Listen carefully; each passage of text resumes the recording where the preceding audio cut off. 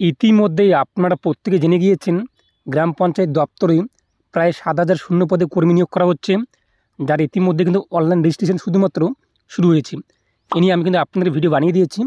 যদি আপনি এখনও পর্যন্ত রেজিস্ট্রেশন না করে দেখেন তো আপনি সেই ভিডিও দেখে নিয়ে করে নেবেন। এবং সেই ভিডিওর কমেন্টে অনেক কমেন্ট এসেছে যে একজন ব্যক্তি একাধিক আবেদন করতে পারবে কি না, এবং আবেদনের কোনো কিছু পরিবর্তন করতে পারবে কি না, পরীক্ষা কবে হবে, কীভাবে পরীক্ষা হবে, এভরিথিং বিষয়ে যে সমস্ত প্রশ্ন রয়েছে এই ভিডিওটি অবশ্যই আপনারা সম্পূর্ণ দেখুন। আপনার সমস্ত প্রশ্নের উত্তর আপনারা আজকের ভিডিওতে পেয়ে যাবেন। অবশ্যই তার আগে আপনাদের করতে হবে, আপনি যদি দেখতে পাচ্ছেন তো অবশ্যই ভিডিওতে পাশাপাশি চ্যানেল সাবস্ক্রাইব করে পাশাপাশি অল করে রাখবেন। আর যারা সাবস্ক্রাইব করে গেছেন তাদেরকে অসংখ্য ধন্যবাদ। এখন আমরা প্রশ্ন উত্তর পর্বে চলে যাচ্ছি। প্রথম প্রশ্ন রয়েছে, WBPRMS পোর্টালে রেজিস্ট্রেশন এবং আবেদন করার জন্য কোনো কি নির্দেশিকা আছে কি না? উত্তরে রয়েছে, প্রথমে পোর্টালে রেজিস্ট্রেশন করে লগ ইন করতে হবে, এরপর প্রোফাইল তৈরি করতে হবে। প্রোফাইলে অবশ্যই আপনার শিক্ষাগত যোগ্যতার সাথে সমস্ত মৌলিক বিবরণ পূরণ করতে হবে।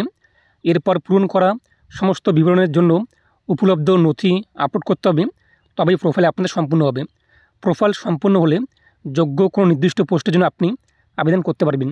এবং আপনি কী প্রোফাইল তৈরি করবেন এই ভিডিও ডিসক্রিপশনে আপনি লিঙ্কটি পেয়ে যাবেন, সেখানে আপনি অনলাইন ভিডিও দেখে নেবেন অথবা ভিডিও শেষে আপনি কিন্তু পেয়ে যাবেন। এরপর দ্বিতীয়ত প্রশ্ন, আমি কিভাবে WBPRMS-এ চাকরির জন্য আবেদন করব? উত্তর, এখনও পোর্টালে প্রোফাইল তৈরি করা না থাকলে প্রথমে আপনি রেজিস্ট্রেশন করতে হবে। যদি আপনি রেজিস্ট্রেশন না করে থাকেন প্রোফাইলে একদায় পোর্টালে, তাহলে আপনি কিন্তু চাকরির জন্য আবেদন করতে পারবেন না। প্রথমত আপনাদের মোবাইল নাম্বার এবং জিমেল আইডি দিয়ে এখানে রেজিস্ট্রেশন করতে হবে। এরপর আপনাদের লগ ইন করতে হবে। লগ ইন করার পর আপনি এডিট প্রোফাইলে গিয়ে কিন্তু সমস্ত বিস্তৃত যা যা চাওয়া হয়েছে তা কিন্তু পূরণ করতে হবে। এরপর তৃতীয়ত প্রশ্ন, পোর্টালে কীভাবে আমার পাসওয়ার্ড পুনরুদ্ধার করব? যদি আপনি আপনার পাসওয়ার্ড হারিয়ে ফেলেন কিংবা মনে না থাকে তো আপনি কিন্তু ফরগেট পাসওয়ার্ডে ক্লিক করে ওটিপি আপনাদের রেজিস্টার মোবাইল নাম্বারে চলে আসবে, তার মাধ্যমে আপনাদের পাসওয়ার্ডকে পরিবর্তন করতে পারবেন। এরপর চতুর্থ প্রশ্ন রয়েছে, WBPRMS পোর্টালে রেজিস্ট্রেশনের পর আমি কি আমার নিবন্ধিত এক কথা রেজিস্টার মোবাইল নাম্বার এবং ইমেল আইডি পরিবর্তন করতে পারবো কি না? আপনি কিন্তু অবশ্যই এটি পারবেন না। মোবাইল নাম্বার এবং ইমেল আইডি আপনি পরিবর্তন করতে পারবেন না। ওটিপি যখন আপনার মোবাইলে আসবে কতক্ষণ পর্যন্ত বৈধ থাকবে? এটি কিন্তু 4 মিনিট পর্যন্ত বৈধ থাকবে। ইমেলেও কি আপনার ওটিপি আসবে? হ্যাঁ, অবশ্যই আপনার রেজিস্টার মোবাইল নাম্বার এবং ইমেলে দুটোতেই কিন্তু ওটিপি আসবে।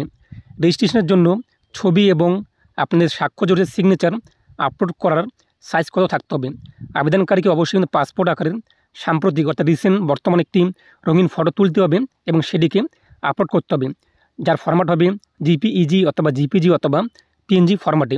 এবং ছবির সাইজ থাকবে সর্বনিম্ন 30 KB এবং সর্বোচ্চ 80 KBর মধ্যে, এবং যার মাত্রা হবে কিন্তু 160x213।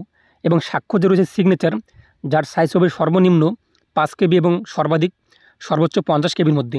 ফরম্যাট হবে JPEG অথবা JPG বা PNG ফরম্যাটে। বিদ্রোহ এখানে বলা যায় কিন্তু অপরিষ্কার অথবা বিকৃত ছবির জন্য অ্যাডমিট কার্ড তৈরি হবে না। যদি আপনি অপরিষ্কার কিংবা আপনাদের ফটো যদি অনেক পুরনো হয়ে থাকে, আপনি বর্তমান মনে কোনো একটি ফটো তুলেছেন যার বয়স বর্তমান 6 মাস কিংবা 1 বছর হয়ে গিয়েছে, সেই সমস্ত ফটো আপনি অবশ্যই আপলোড করবেন না।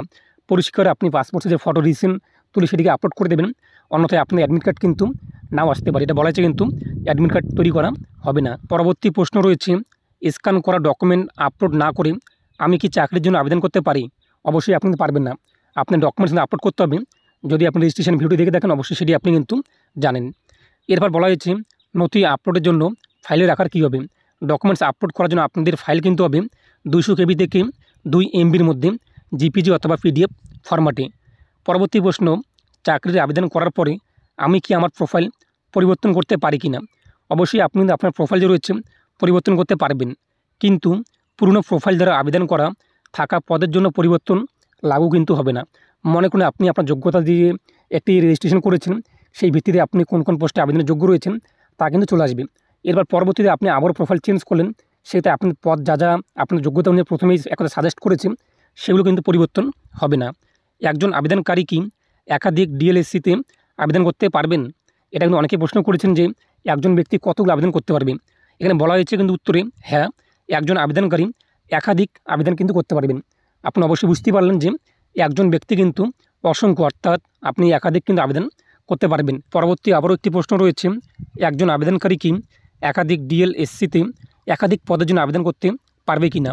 উত্তরে হ্যাঁ, সমস্ত শর্তাবলী পূরণ করলে একজন আবেদনকারী একাধিক ডিএলএসসিতে একাধিক পদের জন্য আবেদন করতে পারবেন।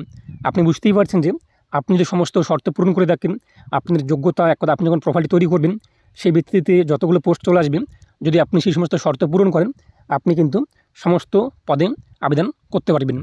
আমি কিভাবে প্রকাশিত শূন্য পদের বিবরণ জানতে পারি, এজন্য আপনি কিন্তু অনলাইনে সেটি বের করতে পারবেন ওয়েবসাইটে গিয়ে। এছাড়াও সেই যে এক কথায় কতগুলো শূন্যপদ রয়েছে সমস্ত লিঙ্ক আমি আপনার ভিডিওর ডিসক্রিপশনে প্রোভাইড করে দিচ্ছি, সেই লিঙ্ক থেকে আপনি কিন্তু তা সহজেই জানতে পারবেন।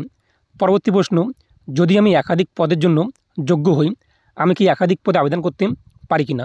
উত্তর রয়েছে আবেদন করার সময় কোনো বিধিনিষেধ নেই, অর্থাৎ তবে পরীক্ষা কিন্তু একদিন এবং বিভিন্ন স্থানে হতে পারে। সুতরাং আবেদন করার সময় সাবধানে পদ নির্বাচন করুন। একজন ব্যক্তি কিন্তু একাধিক পদের জন্য আবেদন করতে পারবেন, তবে পরীক্ষা কিন্তু একদিনেই হবে, একদিনেই সমস্ত পরীক্ষা হবে এবং পরীক্ষা বিভিন্ন স্থানে কিন্তু হতে পারে। সুতরাং ধরুন যে আপনি অনেকগুলো পদে আবেদন করেছেন, আপনার অ্যাডমিট কার্ডে ডেট চলে আসছে যে মনে করুন ধরুন যে আজকে আপনাদের অ্যাডমিট কার্ড প্রকাশিত হলো, 10 তারিখে আপনাদের পরীক্ষা এবং আপনাদের সমস্ত পরীক্ষা, কোনো পরীক্ষা কোচবিহারে পড়েছে, কোনো পরীক্ষা মনে করুন আপনাদের লোকাল আরেকটি জায়গায় পড়েছে, একই টাইমে কিংবা 5-10 মিনিট হেরফের রয়েছে এরকম, তাহলে আপনাদের কিন্তু যে কোনো একটি স্থানে কিন্তু পরীক্ষা দিতে পারবেন ওই টাইমে। তাই আপনি ভেবে দেখুন যে আপনি সমস্ত পদে আবেদন করবেন নাকি করবেন না। কিন্তু আপনি চাইলে কিন্তু একাধিক পদে আবেদন করতে পারেন, তবে পরীক্ষা কিন্তু একদিনেই হবে এবং বিভিন্ন আলাদা আলাদা স্থানে কিন্তু পরীক্ষা হবে। সেক্ষেত্রে একজন ব্যক্তির কিন্তু সমস্ত স্থানে যাওয়াটা সম্ভব হয়ে উঠবে না, তবে আপনি চাইলে কিন্তু একাধিক পদে আবেদন করতে পারবেন। এরপর পরবর্তী প্রশ্ন রয়েছে, আমি কি আংশিকভাবে পূরণ করা ডেটা নিয়ে এগিয়ে যেতে পারি কি না? অবশ্যই আপনি পারবেন না।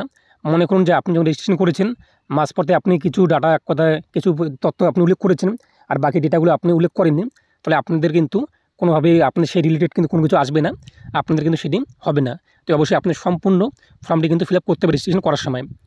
ভুল প্রোফাইল ছবি দিয়ে আবেদন করার পরে জমা দেওয়া আবেদন প্রোফাইল ছবি পরিবর্তন করা সম্ভব হবে কি না? যখন আপনি প্রোফাইলটি একটা এডিট করবেন সেখানে আপনি ফটো এবং সিগনেচার জন্য আপলোড করতে হয়। যদি আপনি কোনো কারণবশত ভুল ফটো আপলোড করে দিয়ে থাকেন তাহলে আপনি কিন্তু আর সেটিকে পরিবর্তন করতে পারবেন না, আপনার অ্যাডমিট কার্ড কিন্তু আসবে না, পরীক্ষা আপনাদের কিন্তু বাতিল হয়ে যাবে। এরপর বলা হয়েছে, আমি কি জেলা সৈনিক বোর্ডে নিবন্ধিত না হয়ে প্রাক্তন সৈনিক বিভাগ হিসাবে যোগ্যতা অর্জন করতে পারি কি না? অবশ্যই আপনি কিন্তু পারবেন না।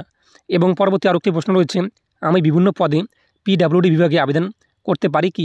অনুগ্রহ করে এর জন্য আপনাদের কিন্তু বিজ্ঞাপন অনুসরণ করতে হবে।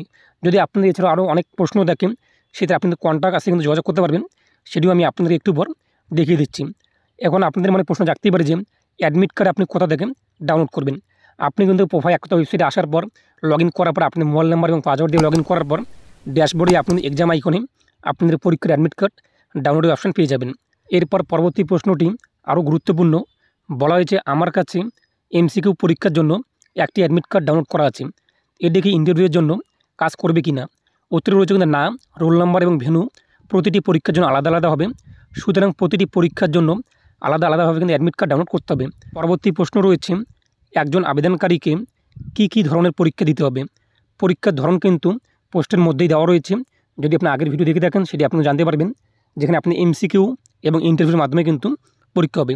যদি কোনো আপডেট আসে সেক্ষেত্রে কিন্তু ওয়েবসাইটে বিজ্ঞপ্তি আকারে জানিয়ে দেওয়া হবে।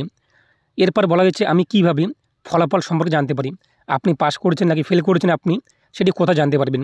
ফলাফল যখন প্রকাশিত হবে, রেজাল্ট যখন প্রকাশিত হবে আপনি কিন্তু ওয়েবসাইটেই সেই ফলাফল দেখতে পারবেন। এবং সর্বশেষ প্রশ্ন রয়েছে, আবেদনের পরে আবেদনকারীরা কীভাবে আবেদনের আপডেট পাবেন? এর জন্য অবশ্যই আপনি কিন্তু মোবাইলে এসএমএস পেয়ে যাবেন। যখন আপনার সম্পূর্ণ আবেদন হয়ে যাবে তখন আপনার মোবাইলে কিন্তু এসএমএস চলে আসবে। বর্তমানে কিন্তু ওয়েবসাইটে শুধুমাত্র রেজিস্ট্রেশন হচ্ছে, আপনি অবশ্যই রেজিস্ট্রেশন করে নিন। আশা করি বুঝতেই পেরেছেন। এছাড়াও আপনাদের মনে যদি আরও কোনো প্রশ্ন থাকে, জানার থাকে, আপনি কী করবেন, ওয়েবসাইটে চলে আসবেন। এই যে মেনুবার রয়েছে, মেনুবারে আপনি ক্লিক করবেন, তারপর হচ্ছে কন্ট্যাক্ট আস, এই কন্ট্যাক্ট আসে আপনি ক্লিক করবেন। কন্ট্যাক্ট আসে ক্লিক করার পর আপনি দেখতেই পাচ্ছেন এখানে আপনাদের কিন্তু নাম লেখার অপশন চলে আসছে, এরপরে ইমেল আইডি লেখার অপশন চলে আসছে। সাবজেক্ট কী রয়েছে আপনাদের এখানে সাবজেক্ট আপনি লিখে দেবেন, কী আপনাদের সমস্যা রয়েছে। এরপর মেসেজে আপনি সমস্ত তথ্য উল্লেখ করে দেবেন কী নিয়ে আপনার জানা রয়েছে। এরপর নিচে ক্যাপশনটা আপনি দেখতেই পাচ্ছেন, তা উল্লেখ করে সেন্ড মেসেজে আপনি ক্লিক করবেন। এরপর পরবর্তীতে সেই উত্তর যে রয়েছে আপনি ইমেলে কিন্তু পেয়ে যাবেন।